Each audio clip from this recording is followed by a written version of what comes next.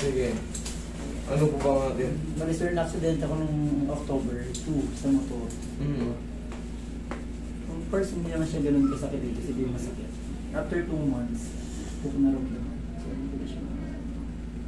Nung unang pagkakadisgrasya mo, pero nagpa-check up ka. Nagpa-check up ka ba? Nagpa-x-ray ka sa nararamdaman mo? Nung January siya nagpa-x-ray ako tuwing January. Kasi parang start ng, parang last ng December lang siya nag-trigger. sakit eh. October ka na disgrasya. Tapos, bandang November, bandang December, unti-unti na nag-trigger yung pain. Tapos, ito ngayon, March na, hindi mo na maangat. Baka naman may nararamdaman ka na paunti-unti, hindi mo lang muna iniinda kasi siyempre, lalaki tayo eh. Mga maliliit na ano, hindi na natin, baka naipit lang sa higaan. Iniisip natin. Hanggang sa patagal ng patagal, dati may alay lang eh. Matiisin tayo mga Pilipino eh. Magugulat ka na lang sa araw. Bah, ayaw na yung tumaas ah. Katulad niyan, sir. Oh, katulad niyan, ang tigas na. Siyempre, dapat yan, pag nanggaling dito, lulubog to. Oh.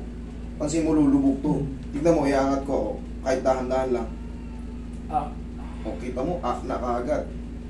Hindi na siya lumulubog. Ngayon, parang ano na siya. Ang tawag dyan, pag ganyan, hindi na umaano yung dito nyo. Kunting gano'n lang. Yan o. Subchromial bursitis. Namamaga sa mga joint. Dapat yan, yung subchromial bursa natin, kita mo magkahiwalay.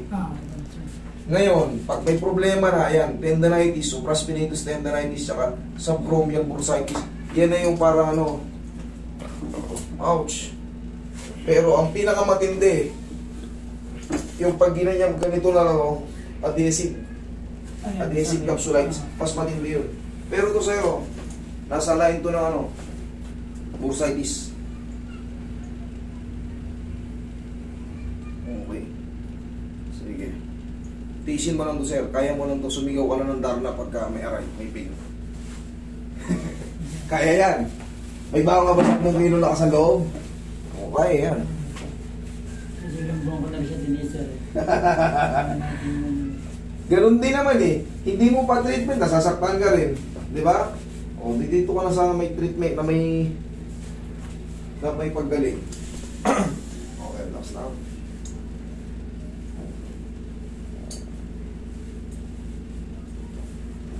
Pero ang gagawin natin, aalalayan kita para hindi ka masaktan ng photo.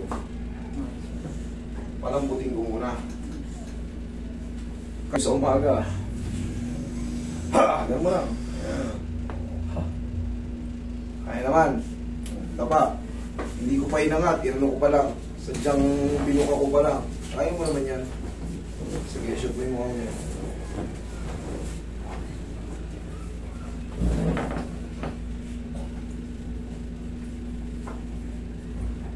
Okay, relax lang. Lambutan mo lang. Wait lang. Isa pa. Lambutan mo lang. Thank you.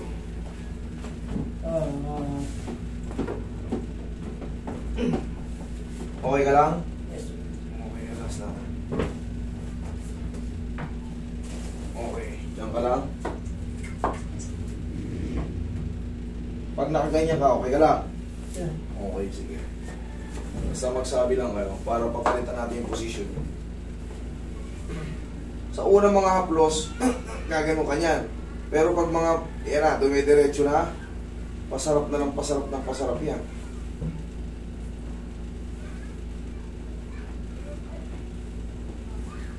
Okay ka lang? Okay na sir. Sige.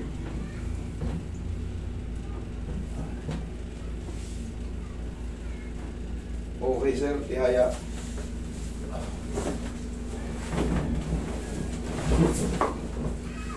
Kasi may balakang sir. Balakang ko. Pa. Dalawang kamay. Lagay sa tiyan yung kamay. Sa tiyan.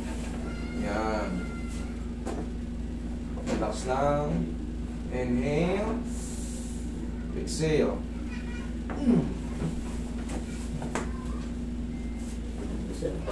In a few seconds lang. Tapos, okay, upo. Ito na yung main event. The main event. Kaya mo naman yan. Tingin ko naman kaya mo yan. 2 pitik lang to, tapos 30 seconds lang to. Okay, huwag mo nang lalabanan para mabilis tayo. Okay, kaya? Oh, kaya mo naman pala eh. Oh, round na to. Round, round, round. Oh, round, round. Tapos, massage na lang. Tapos na to. Tapos, sir, bili ka lang ng pau. Kahit pa paano. Tuturuan pa kasi kita ng stretching nito eh. Ha? Pagtapos mo mag-stretching, o bago ka mag-stretching, ganyanin mo na. Huwag mong diinan, ha? Ganyan lang, oh. Nadidiinan siya, pero never kang aaray, ha? Kailangan mo lang yan. Para yung mga nai-stress na mga muscle at tendons, pag nainitan niya mga yan, sumasarap na yung pakiramdam natin, di ba? Kanina ganyan lang, masakit na kagad eh. O, tingnan mo kayo. Yes. O, Yes. o, di ba? May pagdudusa, may ginawa. Kailangan lang natin tiisin. Tapos sa umaga, o day by day, kaya naman. Yes, sir. Ganyan, kaya. Yan. O, yan. O, di ba? Ang galing. Amazing. Thank you. Amazing. Kailangan nyo lang magtiis. Basta tatandaan nyo lang palagi, pag consistent na 2 linggo, may ngalay-ngalay makirot-kirot. Habang natutulog kayo, naiipit yan. Pag-ugulat kayo day by day, dati ganito pa eh, ngayon. Ay. Okay? Thank you. Ay, thank you, sir.